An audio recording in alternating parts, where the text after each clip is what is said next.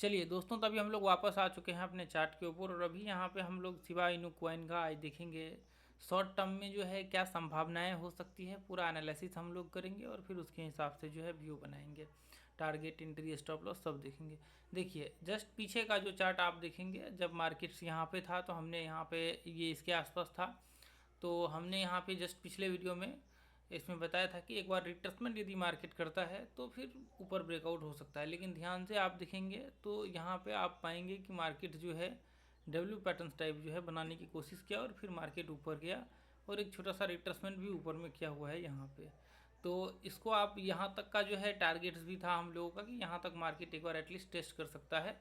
तो यहाँ तक मार्केट एग्जैक्टली आकर के हिट किया। तो मैंने बोला था कि यदि जिसको भी ट्रेड का व्यू बनाना है वो इसके बाद हाई के बाद रिट्रेसमेंट के बाद बना सकते हैं। तो देखिए भी मार्केट्स इसके आसपास टेस्ट किया है और यहाँ पे आप देखेंगे तो हमने व्यू बनाया था कि मार्केट्स में कैसे शिबा इनू जा सकता है। ध्यान से आप देखिए तो ये इस तरह से ये लेवल को टेस्ट कर सकता है। लेकिन इसका मैं थोड़ा सा ओवरव्यू आपको दूँ तो ध्यान से आप देखेंगे तो इसमें आप पाएंगे कि यहाँ पे मार्केट जो है एक चैनल टाइप में चल रहा है।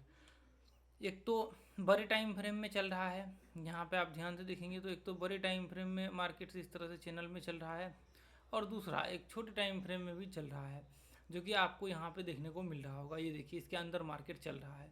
तो इसके अंदर मार्केट चल रहा है तो इसको जो है मार्केट्स को कंटिन्यू चलना चाहिए, लेकिन ऐसा हुआ नहीं और मार्केट्स यहाँ पे जो है, जो कि हम लोगों का संभावनाएं जो था इसके आसपास आने के बाद कि रेंज मार्केट यहाँ से बन सकता है। देखिए ध्यान से ये इसके सपोर्ट से लेकर के यहाँ तक का टारगेट था, उसके बाद ये भी डन हो गया था। आप देखेंगे पीछे के वीडियो जा करके। और अभी जो है यहाँ से रेंज क्रिएट होने की संभावनाएं हो सकती है, लेकिन देखिए हम लोग ये मतलब यहाँ मान करके चलेंगे कि मार्केट्स में जो हमने पीछे के हाई से देखा हुआ था उसके आसपास से एक बार रिट्रेसमेंट जो है मार्केट्स में ओवरऑल जो, जैसे मान लीजिए ये जो हमने पीछे में बताया हुआ था यहाँ से लेकर के यहाँ तक का जो है ये रिट्रेसमेंट जो है लगभग 40%, 45%, 50% के आसपास जो है वो देखने को आपको मिल सकता है। तो हम लोग ये मान सकते हैं कि अभी जो मार्केट्स में ये चढ़ेगा तो मार्केट्स में ऐसे आपको चढ़ते हुए देखने को मिल सकता है। जैसे कि यहाँ पे यदि मैं इसको हटा दूँ अब, तो यहाँ पे आप देखेंगे हो सकता है कि मार्केट यहाँ से जो है ना, जैसे देखिए यहाँ से ये पॉइंट से मार्केट हाई लगाया यहाँ तक, तो हो सकता है थोड़ा और नीचे आ जाए फिर इसी पॉइंट से रिवर्सल हो जाए। तो ऐसे में क्या होगा, जहाँ से मार्केट रिट्रेसमेंट करेगा जो पॉइंट से, उस पॉइंट पे हम लोग यहाँ पे ट्रेंड डाल देंगे। और यदि थोड़ा और नीचे आता है, जैसे मान लीजिए 38% वगैरह सब पे आता है तो भी चलेगा, फिर हम लोग थोड़ा नीचा कर देंगे ट्रेंड को, ऐसे थोड़ा नीचा कर देंगे ट्रेंड को। लेकिन अभी यहाँ पे है तो देखेंगे इसके हिसाब से अब जैसे ही हाई को ब्रेक करेगा तो आप फिर ब्रेकआउट के बाद जो है ट्रेड का व्यू क्रिएट कर सकते हैं ऊपर के लिए।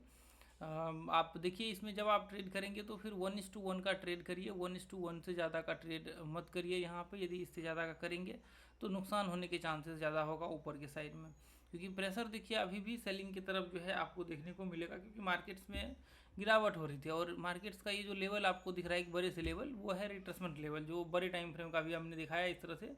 इस तरह से ओवरऑल यहाँ से लेकर के यहाँ तक का फिबोनाची से कम 40%, 45-50 तक रिट्रेसमेंट होगा। तो वो रिट्रेसमेंट के कारण मार्केट में यहाँ पे बाइंग आ रहा है, नहीं तो बिल्कुल भी नहीं आता और मार्केट्स कंटिन्यू सेलिंग प्रेशर में आपको देखने को मिलता है। तो ऐसे में आप यहाँ पे ये मान करके चल सकते हैं कि जो अभी आप सीन देख रहे हैं इसके हिसाब से यदि मान लीजिए नीचे ब्रेक होता है तो नीचे का तो देखिए ट्रेंड के नीचे यदि रिट्रेसमेंट वगैरह सब होता है तो भी हम लोग सोच सकते हैं। नहीं तो फिर यहाँ पे जो है जैसे मान लीजिए कि मार्केट्स इस तरह से जो है, जैसे ये यदि हम लोग इसको मान ले कि एक रेंज बना हुआ है, ठीक है, अब यहाँ से एम पैटर्न टाइप बना करके मार्केट से नीचे गिरेगा तो फिर देखेंगे कि उसके हिसाब से, तब तक मैं अपडेट कर दूंगा ग्रुप में भी, अपना जो ये टेलीग्राम ग्रुप है इसमें भी अपडेट कर दूंगा। वैसे देखिए इसको आप लोग ज्वाइन कर लीजिए, यहाँ पे फ्री ऑफ कॉस्ट है, इसका कोई चार्ज आपको नहीं लगेगा। और बहुत ही यहाँ पे जो है हम लोग पावरफुल लर्निंग्स वगैरह सब भी करवाते हैं फ्री ऑफ कॉस्ट। इसमें जो है अभी सिग्नल्स वगैरह सब भी हम लोग शेयर करते हैं। देखिए अभी जो हमने सिग्नल शेयर किया हुआ है, इससे पहले भी हमने शेयर किया हुआ था बिटकॉइन का। आप देखेंगे 1:7 के आसपास का आर जो है 7.34 के आसपास का गया है, लेकिन इतना तो पॉसिबल नहीं कह सकते। 1:23 का रिवार्ड रेशियो तो आराम से कैप्चर हो जाता है। तो ये देखिए हमने इधर दिया हुआ था, सभी का टारगेट जो है डन हो गया था। तो जितना टारगेट दिया था उतना डन हो गया, अभी भी दिया है। इसका भी ऑलमोस्ट टारगेट जो है करीब करीब पहुंचने को है। इसका भी देखिए हमने ये XL का दिया हुआ है। तो यहाँ पे जो है हम लोग बिल्कुल हाई क्वालिटी रिसर्च की बेस्ट पे जो है सिग्नल शेयर करते हैं, ऐसा नहीं कि कुछ भी शेयर कर दिया। तो बहुत ही पावरफुल सिग्नल्स यहाँ पे शेयर करते हैं, ठीक है।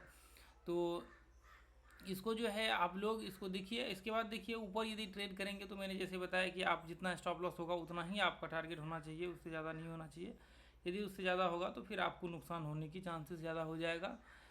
मैं कहूँगा कि जैसे देखिए यदि इतना मार्केट ऊपर चढ़ता है तो इसके हिसाब से आप जो है इतना ही व्यू बना करके चलिए।